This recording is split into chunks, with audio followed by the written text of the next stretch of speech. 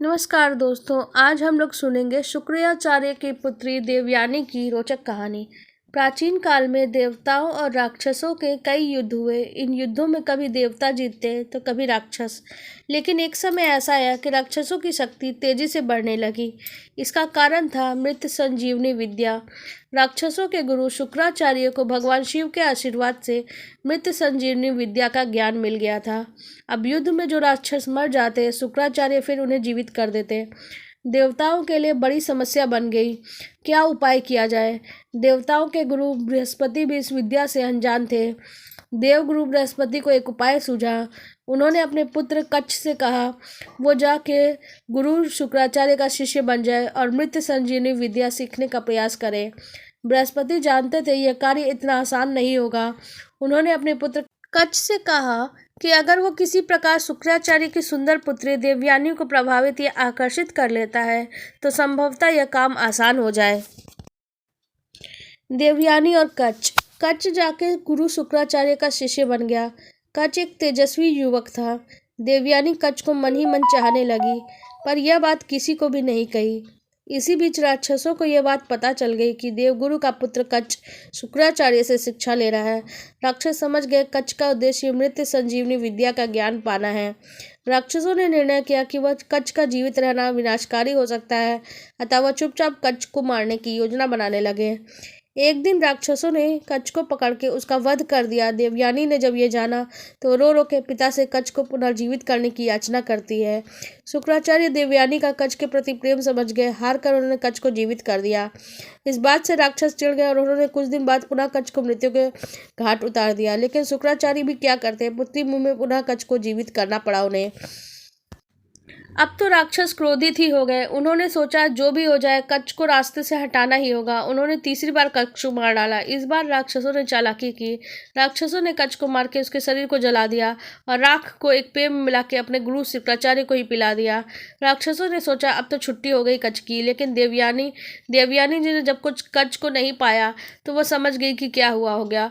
देवयानी ने पुनः अपने पिता शुक्राचार्य से विनती की कि वह कच्छ का पता करे। शुक्राचार्य महान ऋषि थे। उन्होंने अपने तपोबल की शक्ति से कच्छ का आवाहन किया तो खुद के पेट में से ही कच्छ की आवाज आई।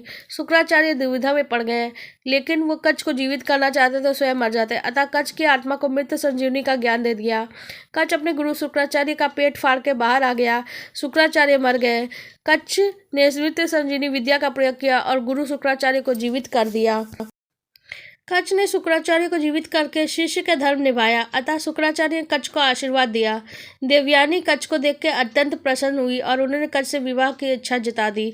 जवाब में कच्छ ने सत्य का उद्घाटन किया और यहाँ से जाने का उद्देश्य मृत संजीवनी विद्या का ज्ञान तो पूरा हो चुका था, अब वो वापस देवलोक जा रहा है। इसके साथ ही कच्छ ने एक और बात कही। उसने ये भी कहा चूंकि वो शुक्राचार्य के पेट से निकला है, अतः शुक्राचार्य अब उसके पिता के समान हो गए। इस प्रकार देवयानी कच्छ की बहन हुई, इसलिए वो अपनी बहन से शादी नहीं कर सकते हैं। देवयानी को इस बात से गहरा आघात पहुंचा। क्रोध और शोक में देवयानी ने कच्छ को श्राप दे दिया कि वो कभी भी मृत संजीवनी विद्या का प्रयोग नहीं कर पाएगा। कच्छ इस बात का से चकित रह गया। चिढ़ कर उसने भी देवयानी को श्राप दे दिया वो जिस व्यक्ति से विवाह करेगी उसका चरित्र अच्छा नहीं होगा। कच्छ के चले जाने के बाद देवयानी व्यथित मन से जीवन व्यतीत करने लगी। एक दिन देवयानी राजकुमारी शर्मिष्ठा के साथ वन में स्नान करने गई। राजकुमारी शर्मिष्ठा असुर राजा वृषपर्वा की पुत्री थी। राजा वृषपर्वा गुरु शुक्राचार्य का बहुत सम्मान करते थे और उन्हें अपने मुख्य सलाहकार नियुक्त किए थे। इसी कारण देवयानी और शर्मिष्ठा में पहचान और मित्रता थी।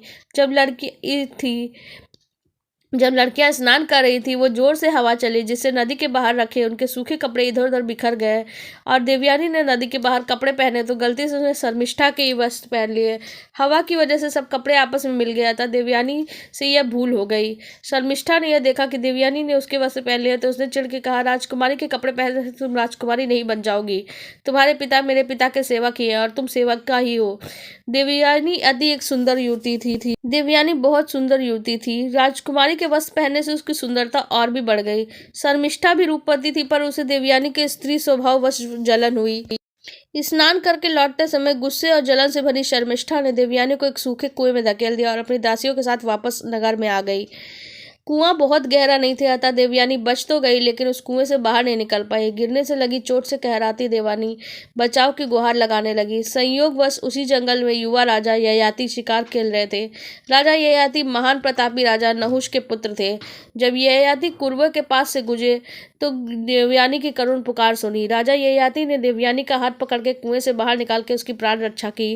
राजा ययाति एक सुदर्शन पुरुष थे। उनके सुंदर व्यक्तित्व से देवयानी प्रभावित हो गई और बोली, आपने मेरा हाथ पकड़ा ही है, तब इसे छोड़िए नहीं, आप मुझे पत्नी के रूप में स्वीकार कीजिए। ययाति भी देवयानी के रूप यौवन पे मुग्ध थे। जब उन्हें पता चला कि देवयानी गुरु शुक्राचार्य की पुत्री है तो वह असमंजस में पड़ गए। ययाति ने देवयानी से कहा, यद्यपि वह देवयानी से विवाह करना चाहते हैं, पर गुरु शुक्राचार्य को यह संबंध स्वीकार नहीं होगा, अतः मैं विवाह करने में असमर्थ हो। यह कहकर दुखी मन से राजा ययाति ने देवयानी से विदा ली। जीवन में पुनः दूसरी बार देवयानी का तिरस्कार हुआ। अपमान, दुख, शोक सागर की डूबी हुई देवयानी कुएं के पास बैठ के रोने लगी। अब उसे शाम ढले देवयानी के जंगल से वापस नहीं आई तो शुक्राचार्य को चिंता हुई। शुक्राचार्य देवयानी को खोजने निकल पड़े। वन में उन्हें देवयानी मिली तो उसकी हालत देख के उन्हें बहुत दुख हुआ। देवयानी के कपड़े गंदे, शरीर पे चोट लगी थी, सुंदर मुख अश्रुओं में डूबा हुआ था। अपनी पूरी प्रिय पुत्री का यह दशा देख के शुक्राचार्य बहुत दुखी हुई। उन्होंने देवयानी से पूछा, उसकी दयनीय स्थिति के लिए कौन उत्तरदायी है। देवयानी ने राजकुमारी शर्मिष्ठा की बात बताई और कहा, राजकुमारी ने मुझे एक सेवक की पुत्री कहा, मेरा अपमान किया और मैं यहाँ से तब तक नहीं हिलूंगी जब तक राजकुमारी शर्मिष्ठा मेरी दासी नहीं बन जाती। ये एक अवांछित इच्छा थी, पर गुरु शुक्राचार्य इस स्थिति में अपनी पूरी पुत्री को न कैसे कहते।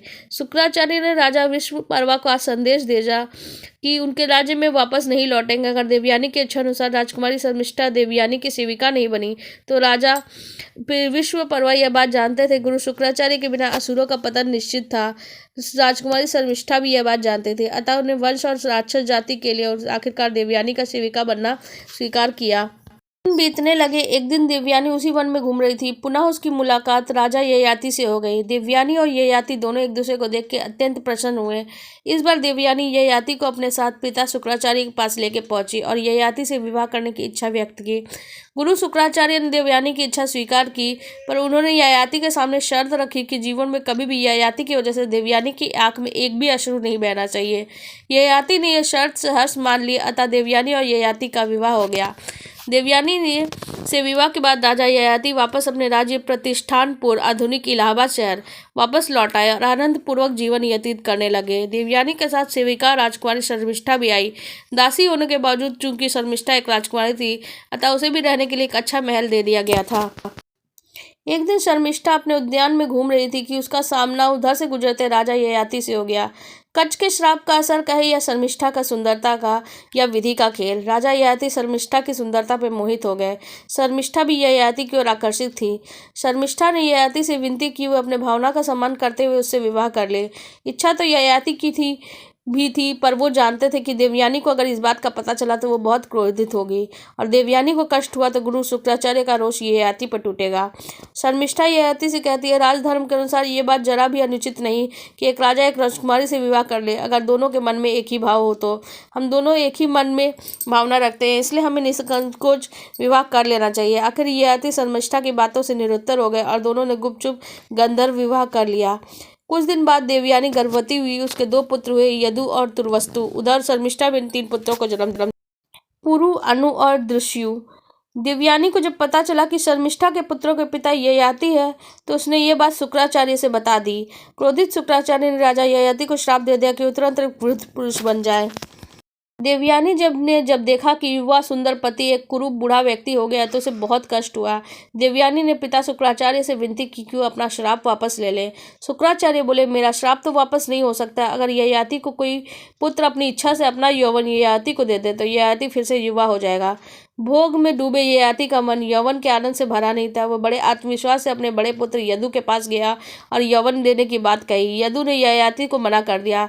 इस प्रकार तुर्वस्तु, अनु, दृश्यों ने भी ययाति के आग्रह को ठुकरा दिया। अंत में ययाति अपने सबसे छोटे पुत्र पुरु से याचना की। पुरु ने सहर्ष अपने पिता की बात मान ली और यौवन दे दिया। उसी पल ययाति पुनः युवा हो गए और पुरु एक वृद्ध व्यक्ति बन गया। ययाति ने आनंद पूर्वक 100 साल का यौवन का उपयोग किया और 100 वर्ष पूरे होने के बाद भी ययाति अपने आप को असंतुष्ट पाया तो वह सोच में पड़ गया। उसे समझ में आया इच्छाओं का कोई अंत नहीं है, लाख मन की कर लो फिर भी कोई नई इच्छा पैदा हो ही जाती है। ऐसे हम कामनाओं के पीछे भागना व्यर्थ है। अतः ययाति ने अपने पुत्र पुरु के पास जाके उसे उसका यौवन वापस करने की सोची। जब पुरु ने अपने पिता ययाति की इच्छा का पता चलता है तो उसने कहा, अपने पिता की आज्ञा का पालन तो मेरा कर्तव्य है। अगर आप चाहे तो कुछ समय और आनंद भोग करें, मुझे कोई कष्ट नहीं। ययाति ने यह बात सुनी तो उन्हें बहुत ग्लानि हुई। ययाति पुरु की दारता से बहुत प्रभावित हुई और सबसे छोटा होने के बावजूद पुरु को अपना उत्तराधिकारी घोषित कर दिया। ययाति ने पुरु को उसका समस्त यौवन लौटा दिया और पुनः वृद्ध रूप में आकर ययाति देवयानी और शर्मिष्ठा के साथ राज्य छोड़ के वानप्रस्थ को हो लिए। आगे चलकर राजा ययाति के 5 पुत्रों ने महान पांच वंश का निर्माण किया, जिसमें राजा यदु वंश, राजा तुर्वस्तु यवन वंश, राजा अनु मलेच्छ वंश, राजा जुष्यु भोज वंश, राजा पुरु पौरव वंश या कुरु वंश की स्थापना की है। आपको हमारी ये कहानी कैसी लगी कमेंट सेक्शन में जरूर बताइएगा और ऐसी ही नई नई वीडियो देखने के लिए सब्सक्राइब और लाइक जरूर कर लीजिएगा।